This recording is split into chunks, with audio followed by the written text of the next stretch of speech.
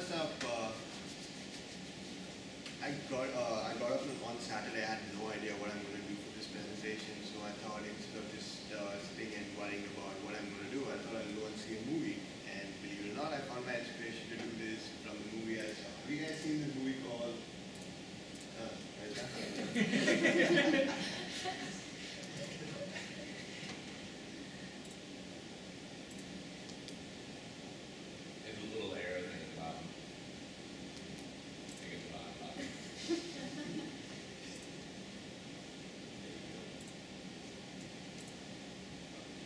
I think it's 50 air at the bottom.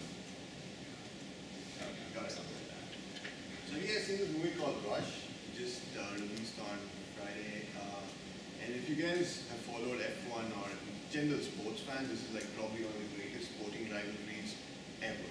Like that is, so this was between James Hunt and Niki Lauda. And this was like one of the biggest first two superstars of F1 racing ever. And one is like a meticulous, hardworking, very knowledgeable driver, and the other one is just a playboy. He just goes, he does random things, wins races, and everybody loves him. But they started the season like this, but they ended the season like this. It was, as I said, it was like one of the fiercest rivalries ever. And this was Niki Lauda, and he, in one of the races in Germany, he hit the car. At that time, F1 was a really dangerous sport. Like 2 people died every year in that. And he was caught in 800 Fahrenheit flames inside his car for about 2 minutes. He was actually given his last rites by the priest, but he miraculously survived. And just because James Hunt was taking over the championship, he came back after that in like 2 months and started racing again.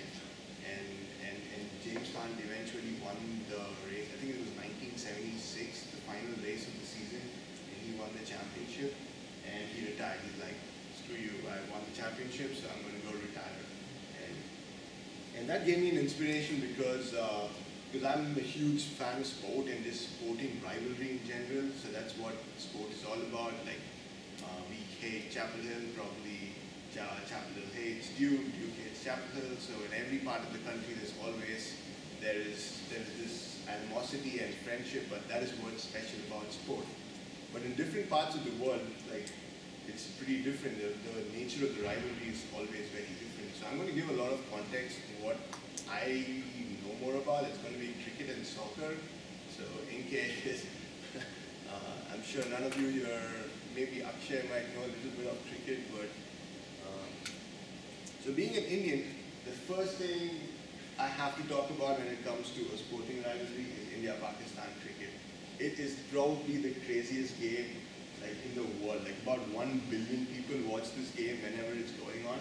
And it's not a game anymore, it's like a political diplomacy.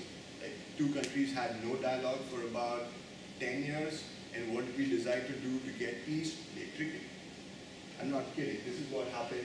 So it was like people started like going across borders just because there was cricket and there was like a good feel-good factor before a few terrorists came inside Bombay and started shooting people. And what happened after that? To make peace, we played more cricket between the countries.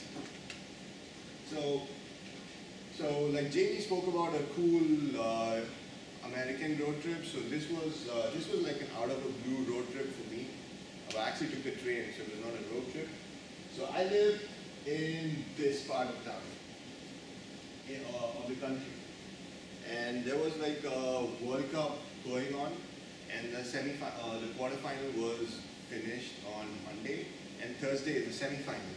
And it turned out that there was an India-Pakistan match like there, like next to Pakistan, on a Thursday.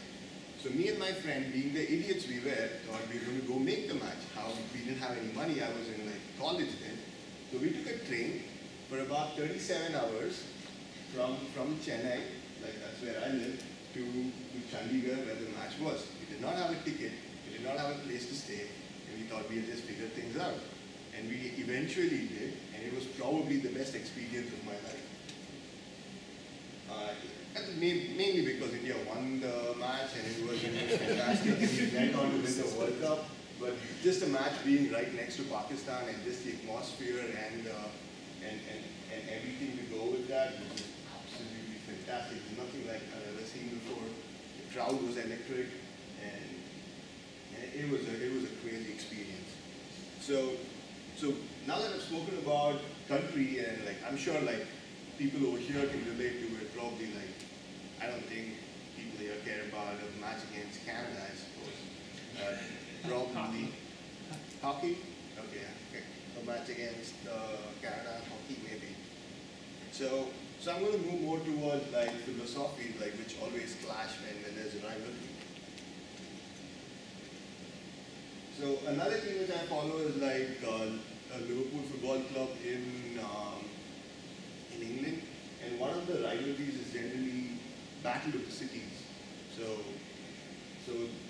Liverpool is predominantly a port city, and they had a huge rivalry in the 19th century with another city called Manchester, and the two big teams which from both the cities always clash. So it's always the case, like some cities just absolutely hate other cities. Over here, like yes, any team from New York hates every team from Boston. Every team from New York hates everything from, I think New York hates everything and everything hates New York. That just goes by. But that generally adds more spice to the game, and it's always good because two different city cultures coming and clashing, and it always adds something. The next is like rich versus poor. So generally, even in the same cities, there are like two clubs. Like one generally caters to the more rich kind of people, another one is for working class, middle class people. And this is actually one of the events which is categorized as like the most, like there are like 100 sporting events you have to see before you die, and this is number one, believe it or not. This is like a match between River Plate and Boca Juniors in Argentina, and these South American fans, they are like absolutely crazy. I just want to put a video of that. It's just like a random YouTube video, and that is how the atmosphere in the stadium is. And I thought I'd like buy me some time too. So.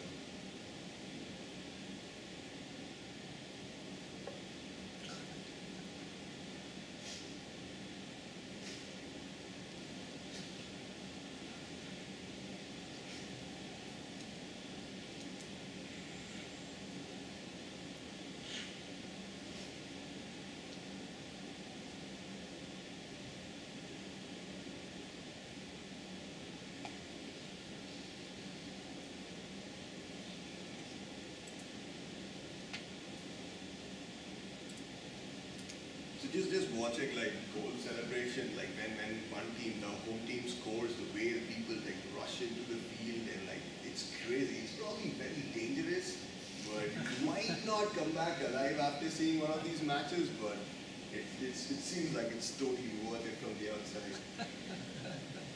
Another is like this is like a very touchy topic because like everybody have their own religious beliefs, and this is considered like one of the most deadliest and like most ugly rivalries ever in the world. It is between like two different clubs in Glasgow called Glasgow Celtic and Glasgow Rangers. Celtic are more Irish and Catholic by nature. Rangers are Protestants and like more British. And it's basically in two different parts of the city. You go to the other side of the city wearing a different color, you're going to get killed. It's as simple as that in Glasgow. And matches generally start pretty well advertised. This happens in like every one of these matches. I mean, the players fight and there's a riot. This is a circle of the Glasgow Derby every single time. There's a match, they fight, and there's a riot. And the next is more about the political philosophies. So if you probably in Spain, we all know Spain is one country, but Spain is like a bunch of kingdoms which are just put together. Some wanted to be together, like the people in Madrid. So the team which represents Madrid is Real Madrid. So they are like probably one of the biggest superpowers in football. And okay, sorry, I still say football, soccer. and the other is Barcelona. And if you had met Adria, who works in Dr. Flickendill Lab, he's from Barcelona. He was so happy that Real Madrid, Barcelona won last weekend, But he was so happy Real Madrid lost. He's like, oh, Real Madrid lost. That's how much they hate each other. And Barcelona is from this region called Catalan, and they just wanted to split away from Spain completely. So it's more like a political philosophy, like people who want to be autonomous versus people who want to be together. So that is pretty much all what I have. I generally get fascinated by sporting rivalries and just sports and atmosphere in general. And yeah, thank you. Any questions? Yeah, I specifically had soccer and cricket examples because I never get questions.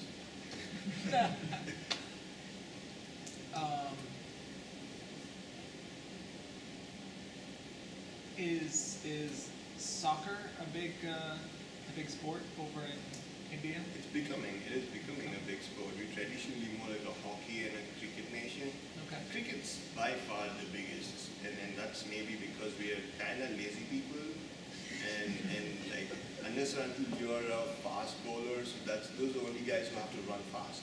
They have to run fast and jump and bowl. So that's probably like one person in the team, and generally like there are two good fast bowlers in the generation in India.